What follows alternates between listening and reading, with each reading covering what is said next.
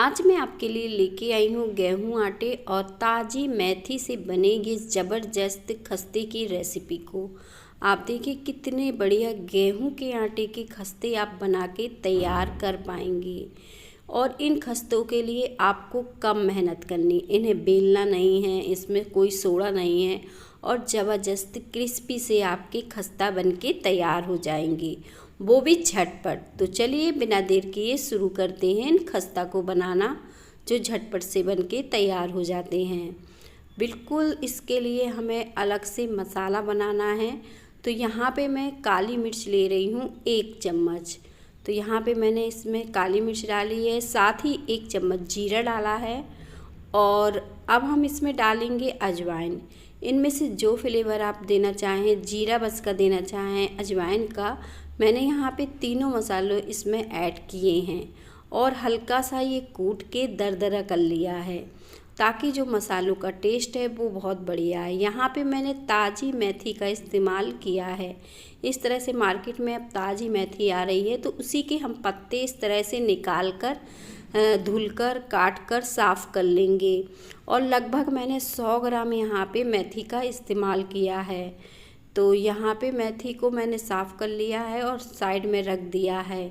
और एक बड़े बर्तन में अब हम 2 कप गेहूं का आटा ले लेंगे। आप चाहें तो 1 कप मैदा और 1 कप गेहूं का आटा भी ले सकते हैं। यहाँ पे जो मसाले तैयार किए थे अब हम उसे ऐड कर देंगे। और आप इसमें ना हम एक सीक्रेट चीज़ डालेंगे, जिससे आपके खस्ता बहुत ही परफेक्ट और क्रिस्पी बनेंगे। यहाँ पे साथ में जो मेथी मैंने साफ़ करके काट के रखी थी इसे डाल दिया है। और वो सीक्रेट चीज़ ये चावल का आटा है, तो ये हम 2 चम्मच इसमें ऐड करेंगे। इससे हमारे बहुत ही क्रिस्पी और बढ़िया बनेंगे खस्ता। अगर ये नहीं है तो इसकी जगह आप सूजी का इस्तेमाल कर सकते हैं। टेस्ट के हिसाब से यहाँ पे नमक डालिएगा और सारी चीज़ों को बढ़िया से मिक्स कर दीजिएगा। ये सारी चीज़ें जब अच्छे से मिक्स हो जाएं, तब हमें क्या करना है, इसमें रिफाइंड या घी जो भी आप डालना चाहे वो डालकर मोयम लगाना है। इसको अच्छे से मिक्स करना है चारों तरफ तेल को, ताकि ये मोयम अच्छे से आटे में लग जाए। बढ़िया तरीके से इसे मिक्स करेंगे इस तरह से। अब इसे मिक्स मैंने कर लिया है और इस तरह से इसका डो बना के चेक कर लेंगे। बढ़िया सा इसका लड्डू बनना चाहिए। अगर आपका इस तरह से लड्डू नहीं बनता है तो थोड़ा तेल और ऐड कर सकते हैं, पर मेरा देखें परफेक्ट इस तरह से लड्डू बन रहा है, बहुत ही बढ़िया है। अब पानी की सहायता से इसका डो लगाना है। अब डो कैसा लगाना है, इस तरह से नहीं लगाना है जैसे हम आटा गूंथते हैं ना बढ़िया चिकना करके, उस तरह का डो नहीं लगाना है। देखें बस आटा को हमें इस तरह से कंबाइन करना है और इस तरह से एक सा कर देना है, जैसे मैंने अभी किया है। और इसे हमें मसल चिकना नहीं करना है, सिर्फ 1 मिनट के लिए अच्छे से कंबाइन करना है। और इस तरह से ये फटाफटा सा ही रहेगा। इसे हमें बढ़िया तरीके से चिकना नहीं करना है। इसी तरह से हमें छोड़ देना है इसे 10 मिनट के लिए ढककर, और इसके बाद हम इसके खस्ता बनाना शुरू करेंगे। तो इसे ढककर छोड़ देते हैं 10 मिनट के लिए। 10 मिनट बाद आटा अच्छे से सेट हो जाएगा और हम इसको एक बार फिर से इस तरह से कंबाइन कर लेंगे। अच्छे से इस तरह से मसल लेंगे बढ़िया से। और जैसे मैंने बताया कि बहुत ज़्यादा चिकना नहीं करना है, बस इसी तरह से हमें कम मेहनत में इसके खस्ता ज़बरदस्त बन के तैयार होंगे। और अब हम खस्ता को ना बेलेंगे, बस हाथों से छोटी छोटी लोइयाँ लेना है आपको बिल्कुल, और हाथों से दबा के इस तरह से अच्छे से फैलाकर तैयार कर लेना है।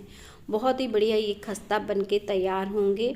और हमने देखे बेले भी नहीं है, हाथों से इस तरह से दबाते जाना है। झटपट से बन गए हैं ढेर सारे खस्ता कम मेहनत में।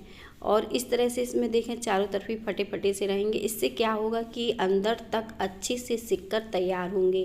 तो लोई को भी आपको चिकना करने की ज़रूरत नहीं है, बस ऐसे ही लेके इसे गोल करके चपटा कर देना है। अब यहाँ पे तेल गरम करके आपको रख देना है। तेल बढ़िया से गरम हो जाए, बिल्कुल आँच को फिर धीमा कर देना है। तेल भी इतना ज़्यादा गरम नहीं करना है, मीडियम गरम में ही हमें डाल देना है। देखें, और इस तरह से मैंने सारे खस्ता इसमें डाल दिए हैं। जितने आ जाएं आप ना एक साथ डाल दीजिए, ताकि ये बढ़िया से सिक कर तैयार हो जाएं। और जितने ज़्यादा हम इसमें एक साथ डालेंगे उतने ही क्रिस्पी बढ़िया सिकेंगे।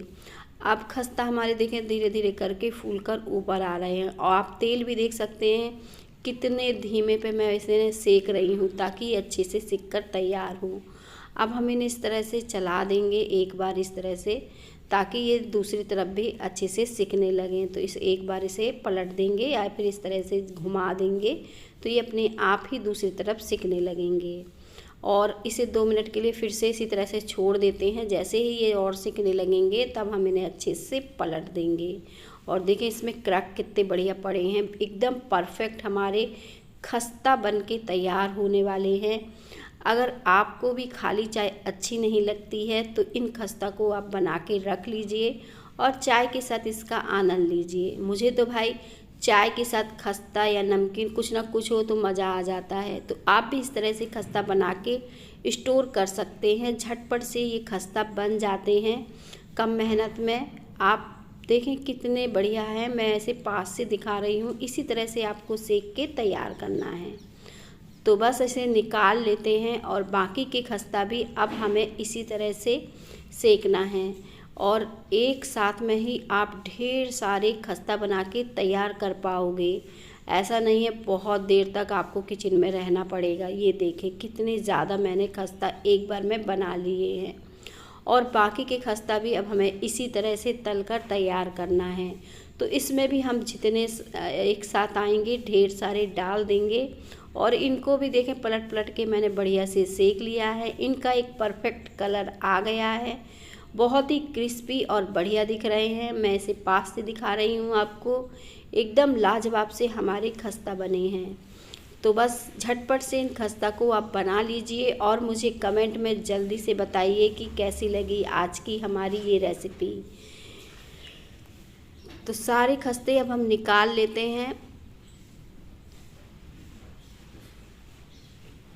अब मैंने खस्तों को एक प्लेट में निकाल लिया है। तो बस खस्ता बनके तैयार हो गए हैं और जैसे जैसे ये ठंडे होंगे वैसे वैसे ये क्रिस्पी होते जाएंगे। अभी देखें खस्ता हल्के गर्म है लेकिन इसमें क्रैक देखिए कितना बढ़िया पड़ा है। मैं इसे पास से दिखा रही हूँ, अंदर तक अच्छे से सिके हैं, क्रिस्पी हैं, हल्के से गर्म हैं अभी। और जैसे जैसे ठंडे होंगे वैसे वैसे ये क्रिस्पी होते जाएंगे। तो रेसिपी पसंद आ जाए तो रेसिपी को जल्दी से लाइक कर दीजिएगा और मुझे कमेंट में भी बताइएगा कि कैसी लगी गेहूं के आटे की ये खस्ते की रेसिपी।